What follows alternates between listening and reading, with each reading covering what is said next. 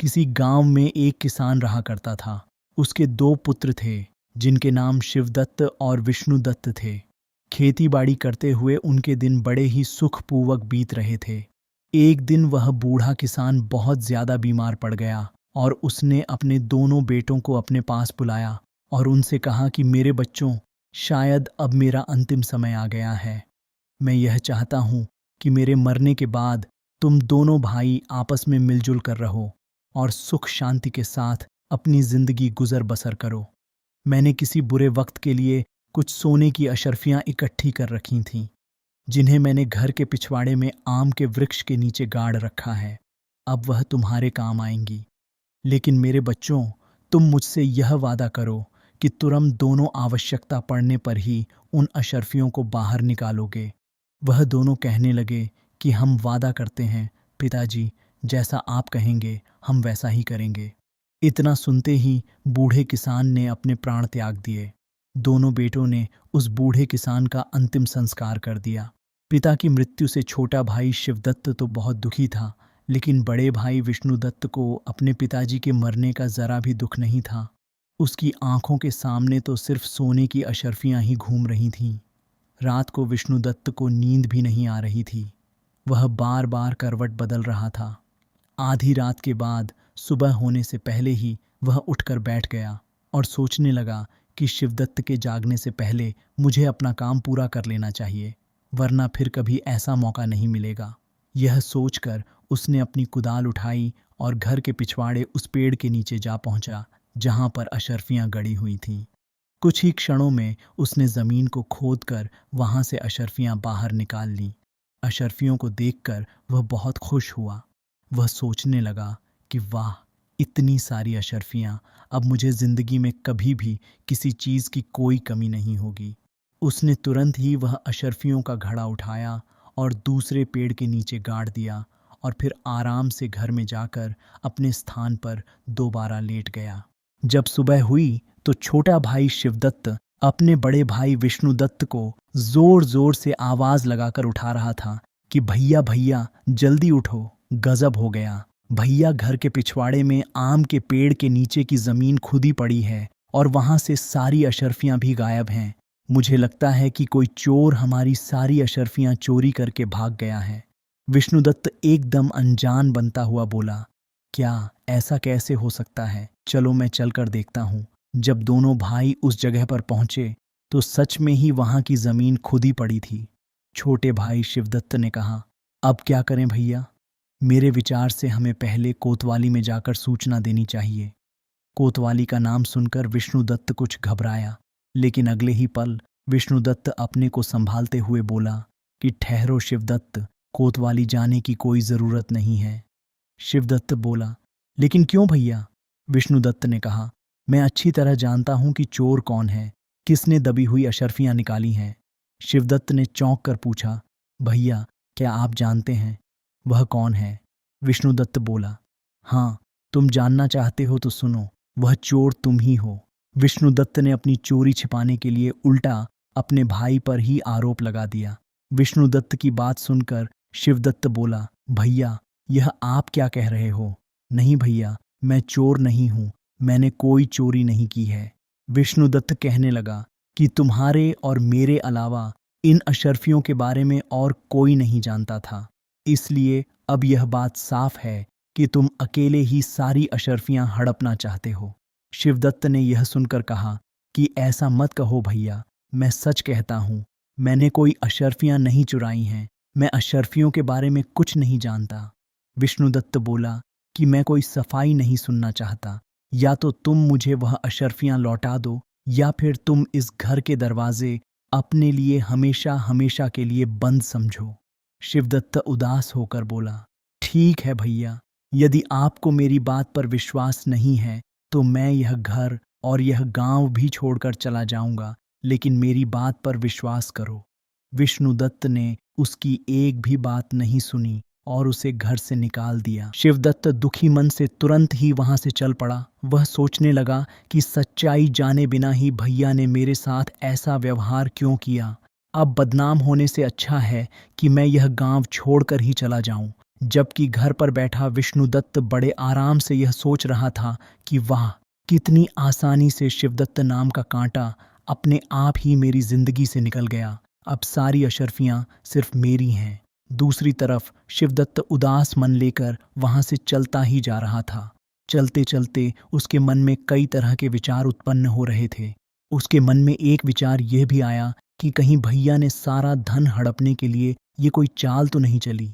वह अपने विचारों में डूबा हुआ लगातार चलता ही जा रहा था कि तभी वह एक घने जंगल में जा पहुंचा। अब रात हो चुकी थी और चारों ओर अंधेरा छाने लगा था। उलझन में पड़ा शिवदत्त यह सारी बातें सोच ही रहा था कि तभी उसके कानों में कुछ आवाज सुनाई दी कि यह 2000 तुम्हारी और यह 2000 मेरी। शिवदत्त सोचने लगा कि यह आवाजें कैसी हैं। सच्चाई जानने के लिए शिवदत्त आवाज की दिशा में गया तो उसने देखा कि दो आदमी एक झाड़ी के पीछे बैठे थे और वह दोनों आपस में धन का बंटवारा कर रहे थे। शिवदत्त को यह समझने में देर न लगी कि यह दोनों आदमी चोर हैं और यह दोनों चोरी का माल आपस में बांट रहे हैं। तभी अचानक से घोड़ों के चलने की आवाजें आईं। अंधेरा होने के कारण चोरों को कुछ भी दिखाई नहीं दिया। वह सोचने लगे कि शायद राजा के सैनिक हमें ढूंढते हुए यहाँ तक आ गए हैं और वह डर के कारण कांपने लगे और कहने लगे, इस धन को यहीं छिपाकर भाग चलते हैं और आधी रात के बाद यहाँ आकर बंटवारा कर लेंगे। यह कहकर चोर अपना चोरी का माल छोड़कर वहां से भाग गए।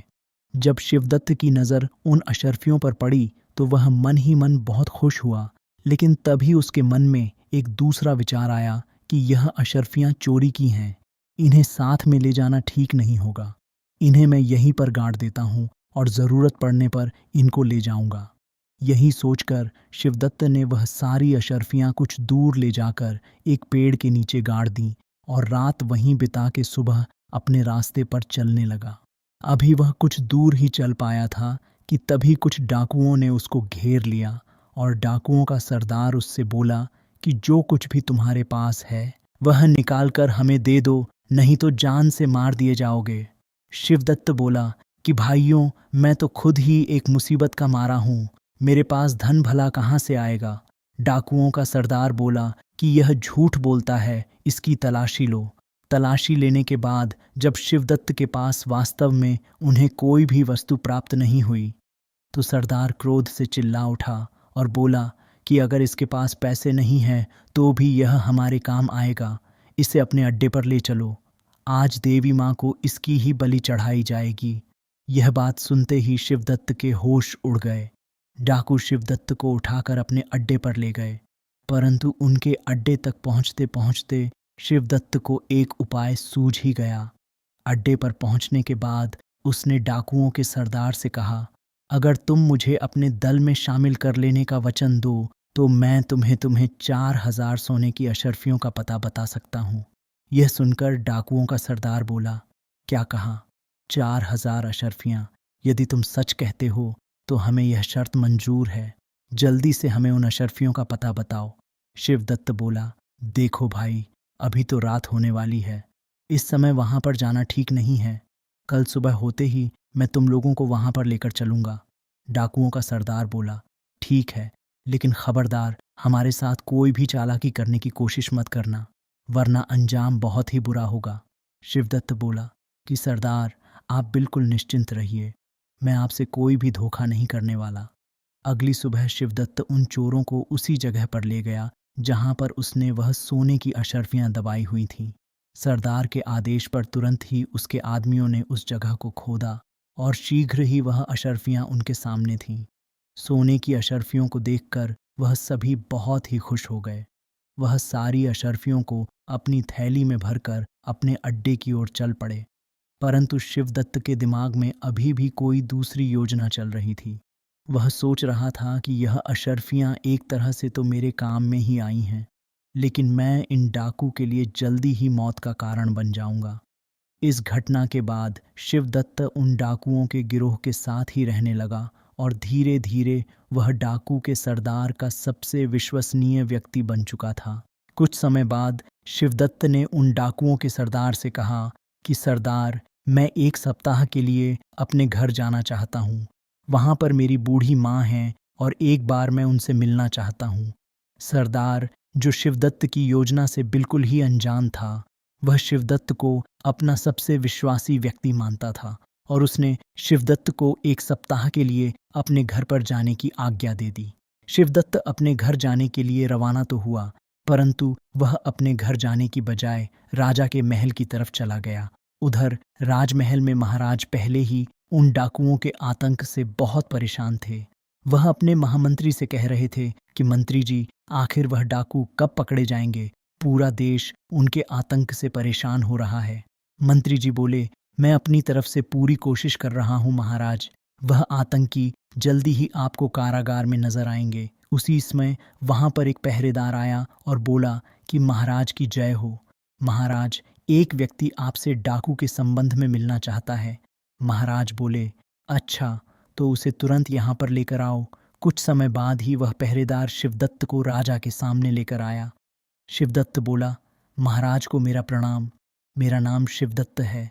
महाराज बोले, कहो नौजवान, तुम डाकुओं के बारे में क्या जानते हो? शिवदत्त बोला, क्षमा करें महाराज, इसके बारे में मैं आपसे एकांत में बात करना चाहता हूँ। मंत्री ने कहा, अरे दुष्ट, क्या तुम जानते नहीं यहाँ राजा के सम्मानित और विश्वास पात्र व्यक्ति मौजूद हैं? जो तुम कहना चाहते हो वो सबके सामने ही कहो। राजा बोला, ठहरिए मंत्री जी, यदि यह हमसे एकांत में बात करना चाहता है तो हम इससे एकांत में ही बात करेंगे। आप लोग जाइए। उसके बाद शिवदत्त ने राजा को अकेले में पूरा किस्सा कह सुनाया और आगे बोला, महाराज, इस तरह मैं उन डाकू के सरदार का विश्वास पात्र आदमी बन चुका हूँ और अब मैंने उसे अपने जाल में फंसा लिया है। अब बस उसे और उसके साथियों को पकड़ने के लिए मुझे आपकी सहायता की आवश्यकता है। यह सुनकर राजा बोला, बहुत खूब नौजवान, तुम्हारी चतुराई और साहस से मैं बहुत ही प्रसन्न हूँ। उन भयानक डाकुओं को पकड़ने के लिए जो भी सहयोग चाहिए मैं करने को तैयार हूँ। कहो क्या करना होगा? शिवदत्त बोला कि महाराज, परसों रात को आप कम से कम अपने 500 सिपाहियों को मेरे साथ भेज दें। मैं उन सभी को उन डाकुओं के अड्डे पर ले जाऊंगा जहां पर वह सैनिक उन डाकुओं पर आक्रमण कर देंगे और उन डाकुओं के गिरोह को गिरफ्तार कर लिया जाएगा। राजा बोला, बिल्कुल ठीक बेटा, तुम्हारी सलाह बिल्कुल उचित है। तो यह तय रहा कि हम परसों रात को अपने सैनिकों को तुम्हारे साथ भेजेंगे। तब तक तुम यहीं राजमहल में रहो और हमारे मेहमान बनकर रहो। उसके 2 दिन बाद शिवदत्त अपनी योजना के अनुसार सैनिकों को लेकर डाकुओं के अड्डे पर पहुंच गया। सैनिकों की टुकड़ी ने उन डाकुओं पर आक्रमण कर दिया। कुछ ही समय में सैनिकों ने उन डाकुओं को गिरफ्तार कर लिया और उनमें से कुछ डाकू मारे भी गए और जो बचे हुए थे उनको महाराज के सामने पेश किया गया। वहां पर शिवदत्त को देखकर डाकुओं का सरदार मन ही मन सोचने लगा, कितना बड़ा धोखा हो गया। इस शैतान के बच्चे शिवदत्त ने हमें कहीं का नहीं छोड़ा। अगले दिन दरबार में सभी दरबारियों और मंत्रियों से विचार विमर्श करने के बाद राजा ने उन सभी डाकुओं को मृत्युदंड दे दिया। उसके बाद राजा ने कहा कि शिवदत्त, तुम्हारी बहादुरी से हम बहुत ही प्रसन्न हैं। आज से हम तुम्हें अपना सेनापति नियुक्त करते हैं। शिवदत्त ने यह सुनकर कहा कि महाराज, आपका बहुत बहुत धन्यवाद, जो आपने मुझे देश की सेवा करने के लायक समझा। उधर दूसरी तरफ शिवदत्त का बड़ा भाई विष्णुदत्त अपने पिता की मेहनत की कमाई को बुरे कामों में बर्बाद कर रहा था। उसे जुआ खेलने की बुरी लत लग चुकी थी। वह शराब और जुए में अपना सारा पैसा बर्बाद कर चुका था। उसकी हालत इतनी बुरी हो चुकी थी कि अब उसके पास खाने के लिए अन्न तक भी नहीं बचा था। उसी नगर में वह किसी सेठ की दुकान पर गया और उनसे पूछने लगा कि सेठ जी, क्या मुझे कोई काम मिल सकता है? तो सेठ जी ने उससे कहा, अरे भाई, तुम तो चेहरे से ही चोर उचक्के लगते हो, तुम्हें भला कोई क्या काम देगा? इसलिए मुझे माफ करो भाई और यहाँ से जाओ। विष्णुदत्त सोचने लगा कि ईमानदारी से शायद मुझे यहाँ पर कोई काम नहीं देगा। अब तो पेट भरने के लिए मुझे चोर उचक्का ही बनना पड़ेगा। तभी उसकी नज़र सेठ जी के पास रखी हुई एक थैली पर पड़ी। उसे लगा कि यह स्वर्ण मुद्राओं की थैली है। उसने वहां से वह थैली उठा ली और तुरंत ही वहां से भाग गया और सेठ को उसे पकड़ने का मौका ही नहीं मिला। वह तो बस चोर चोर चिल्लाता ही रह गया। बाजार के कुछ लोग उसके पीछे पीछे भागे लेकिन वह विष्णुदत्त को पकड़ नहीं पाए और मायूस होकर वे लोग वापस लौट गए। इधर शिवदत्त सेनापति बन चुका था और वह अपना काम बड़ी ही ईमानदारी से कर रहा था। विवाह को अभी कुछ ही दिन बीते थे कि एक दिन महाराज ने शिवदत्त से कहा कि बेटा, तुम एक बहुत ही बहादुर, बुद्धिमान और नेक आदमी हो। मैं सोच रहा हूँ कि मैं अपनी बेटी का विवाह तुम्हारे साथ ही कर दूं, लेकिन मैं तुम्हारी राय जानना चाहता हूँ। शिवदत्त ने कहा, महाराज, यदि आपकी यही इच्छा है तो मैं इनकार नहीं कर सकता। मुझे यह विवाह स्वीकार है। कुछ ही दिनों में एक शुभ मुहूर्त देखकर दोनों का विवाह संपन्न करा दिया गया। विवाह को अभी कुछ ही दिन बीते थे कि एक दिन महाराज ने शिवदत्त से कहा कि बेटा शिवदत्त, अब हम बूढ़े हो चुके हैं, इसलिए हम चाहते हैं कि अब राज्य की बागडोर तुम संभाल लो। अगले ही दिन शिवदत्त का राज तिलक कर दिया गया। महाराज अब तीर्थ यात्रा पर चले गए। कुछ महीनों के बाद जो सबसे बड़ी समस्या शिवदत्त के सामने आई वह थी विष्णु चोर की, जो उसी का सगा भाई विष्णुदत्त था और अब तक वह एक नामी और खतरनाक चोर बन चुका था। सैनिकों ने काफी प्रयास किए लेकिन वह उसे पकड़ न सके। चोर उसी जंगल में एक पेड़ के खोकर में रहा करता था। एक रात वह बैठा सोच रहा था कि कोई ऐसी तरकीब लगाई जाए कि मुझे बार बार चोरी करने की आवश्यकता ही ना पड़े। अगर मैं एक बार राज खजाने पर हाथ साफ कर लूं तो मुझे जीवन में दोबारा कभी भी चोरी करने की आवश्यकता नहीं पड़ेगी और फिर मैं किसी दूसरे देश में जाकर अपनी आगे की जिंदगी बड़े आराम से गुजार सकता हूँ। अगली रात राज खजाने की चोरी करने के उद्देश्य से विष्णुदत्त राजमहल के पीछे जा पहुंचा। हाथों में रस्सी लिए हुए वह दीवार पर चढ़ने की सोच रहा था और दूसरी तरफ संयोग से उस चोर के बारे में सोच सोच कर राजा शिवदत्त को नींद नहीं आ रही थी। उस समय वह महल की छत के ऊपर घूम रहे थे। जैसे ही विष्णुदत्त रस्सी के सहारे छत के ऊपर चढ़ा, वहां पर मौजूद राजा शिवदत्त ने उसे देख लिया। राजा शिवदत्त ने अपनी तलवार निकाली और साथ ही अपने सिपाहियों को आवाज लगाई। कुछ ही पल में सैनिक वहां पर पहुंच गए। राजा ने सैनिकों से कहा कि सैनिकों, गिरफ्तार कर लो इसे। विष्णुदत्त ने वहां से भागने की पूरी कोशिश की लेकिन वह भागने में सफल नहीं हो पाया और सैनिकों ने उसे पकड़ ही लिया। शिवदत्त उसे देखकर बोला, अरे तुम तो मेरे भाई विष्णुदत्त हो, लेकिन तुम एक नामी चोर बन जाओगे, यह तो मैं सपने में भी नहीं सोच सकता था। उसने सैनिकों को आदेश दिया कि इसे ले जाओ और कारागार में डाल दो। सुबह दरबार में ही हम इसकी सुनवाई करेंगे।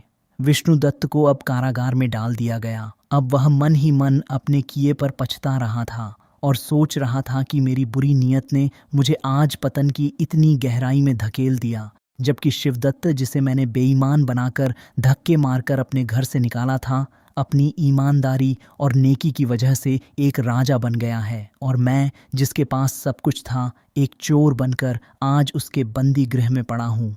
इधर शिवदत्त की आंखों में भी नींद का नामो निशान नहीं था। वह सोच रहा था कि कल का दिन मेरी जिंदगी का बहुत ही कठिन दिन होगा। मुझे एक बहुत ही भयानक अग्नि परीक्षा से गुजरना होगा। क्या मैं इस परीक्षा में कामयाब हो पाऊंगा? काश महाराज ने मुझे राजपाट न सौंपा होता। काश मैं यहाँ का राजा ना होता। यही सोचते सोचते रात गुजर गई। अगले दिन दरबार में विष्णुदत्त चोर को पेश किया गया।